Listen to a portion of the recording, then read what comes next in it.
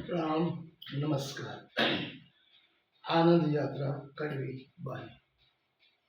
वैसे क्रोध से कैसे बचे? 4 एपिसोड हो चुके हैं। पहला, मुझे क्रोध आ रहा है। दूसरा, विलंब करो। तीसरा, स्थान का त्याग करो। चौथा, चिंतन एवं साधना। चिंतन एवं साधना कल हमने पहला एपिसोड देखा। आज दूसरा एपिसोड, चिंतन और साधना। चैतन्य मन से और क्रोध से बचना है तो मुझे 5 दिन शेयर होती है। आनंद यात्रा में क्रोध से कैसे बचे। Husband and wife, this is the story.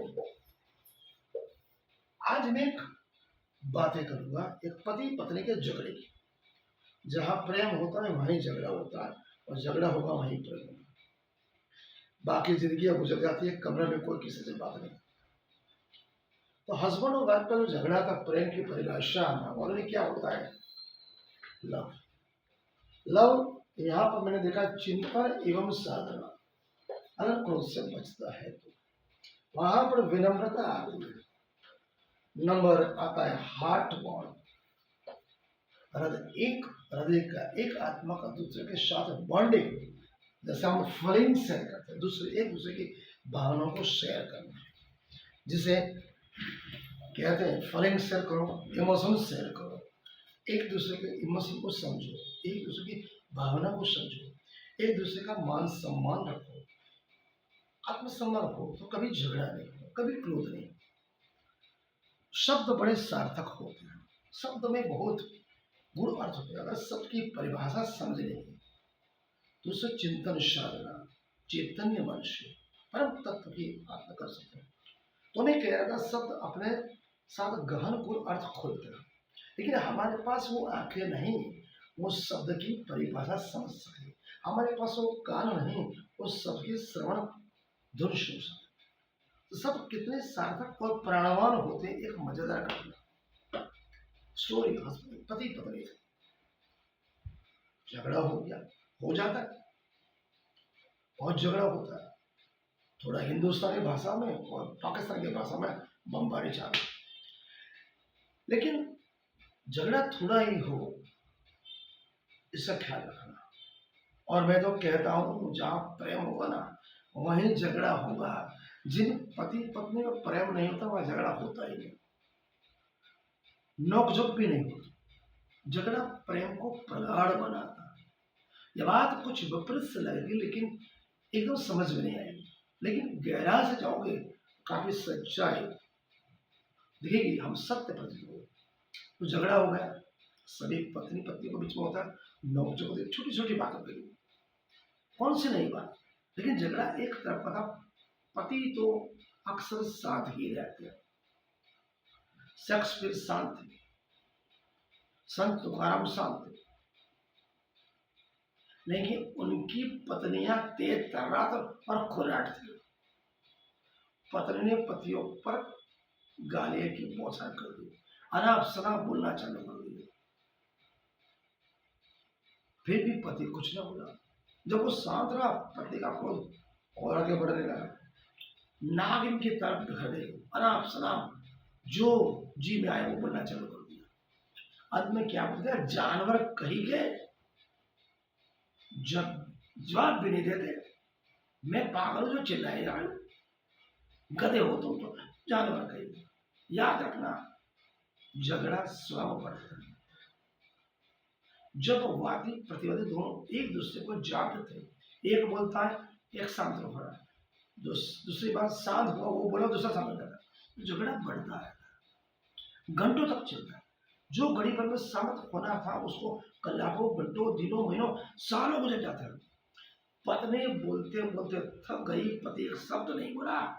अंत में जानवर कहकर, गधा कहकर, पकड़ कहकर पेड़ पटक कर भाग गए। थोड़ी देर बाद पत्नी के सिर से क्रोध का बोझ उतर गया। उसे समझ में आया, मैंने पति को अनाप शनाप गाली दी।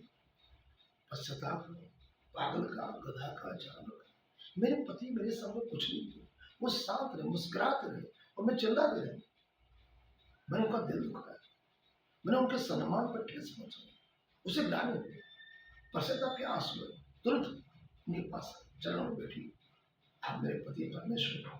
नहीं इतनी गाल देते, जानवर बोला, गधा बोला, पागल गया, तुम्हारा साथ रह के मैं थक गई, मैं रहना नहीं चाहती, शादी करके पछता रही हूँ, फिर भी आप कुछ नहीं बोले। मैं आपको जानवर का आपको बुराई लगा, पति बोला कोई बात नहीं, जानवर तो मैं पहले से ही था, जब से तेरे साथ शादी उस दिन से मैं तो जानवर बन गया, आज भी जानवर हूँ, मरने के बाद भी जानवर ही रहूंगा। इसमें क्षमा मांगने की क्या बात है? तुमने जो कहा वो बिल्कुल सत्य कहा, जो ठीक किया वही किया, मैं तो यही चाहता था। पति ने कहा नहीं, मैंने आपको गालियां दी, यहाँ तक कि जानवर तक कह दिया, आप मेरे पति है, परमेश्वर है, तुझे आप मुझे क्षमा करें। मैं क्रोध में आपस में बहुत कुछ बोल, न कहने की बात है, आपका अपमान है मेरा, मेरा प्रश्न करो। पति बोला तुमने क्या कहा, जानवर कहा, पर मैं तो सच में ही जानवर हूँ, तुम्हें आज मालूम पड़ा मैं जानवर हूँ? मैं तो वर्षों से जानवर, जिस दिन से विवाह उस दिन से मैं तो जानवर बन गया। पत्नी ने पूछा कैसे? पति बोला तू मेरी जान है, रहनुमा है, मेरी प्यारी है, मेरी जान तुझमें बसी है। पति ने कहा हाँ, और मैं कौन? बोले आप मेरा वर हो, तू मेरी जान है, मैं तेरा वर हूँ, तो हुआ क्या? जानवर हुआ कि नहीं हुआ? मेरा तू मेरी जान, मैं तेरा वर, मतलब क्या हुआ जानवर?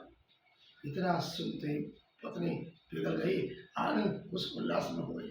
उसने कसम खा ली जीवन में कभी भी गाली गलौज क्रोध नहीं करना।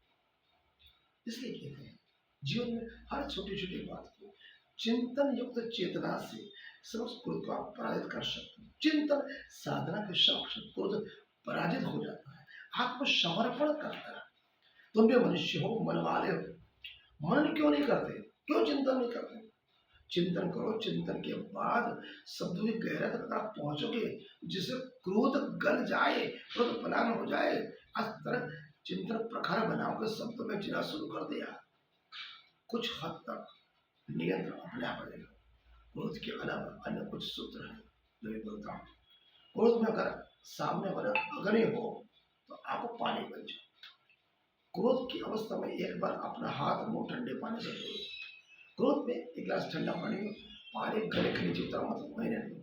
क्रोध का निमित्त बने तब मौन हो जाओ, उस धाम से पलायन हो जाए और शांत हो जाओ, उस जगह छोड़ दो और मेडिटेशन में लीजिए। ये मेरी कुछ बातें मैंने आपको बताने का प्रयास किया। क्रोध प्रसंग मिलने पर क्रोध का नियंत्रण, समर क्रोध दिशा में उपयुक्त सूत्र को अगर कोई भी एक सूत्र आज आपने जीवन में उतार लिया, मैं आपके साथ कहता हूँ आप क्रोध को नियंत्रण कर सकते। चिंतन चैतन्य तत्व से करना है। मानव गलतियां होती हैं, गलती के साथ सुधार पश्चाताप भी होता है। ये पश्चाताप के बाद प्रयास रीति ही सबसे बड़ा मरहम है। इसलिए क्रोध से पहले अपने आप को क्यों कर रहा हूँ, किस लिए कर रहा हूँ, सही तो नहीं करा, गलत तो नहीं किया, क्या मेरी कोई गलती तो नहीं? जब तक ये चिंतन करो चैतन्य मन से, तो किसी के साथ आपके हृदय मंत्रात्मा में ईर्षा द्वेष तृष्णा कुछ नहीं, केवल आएगा प्रेम,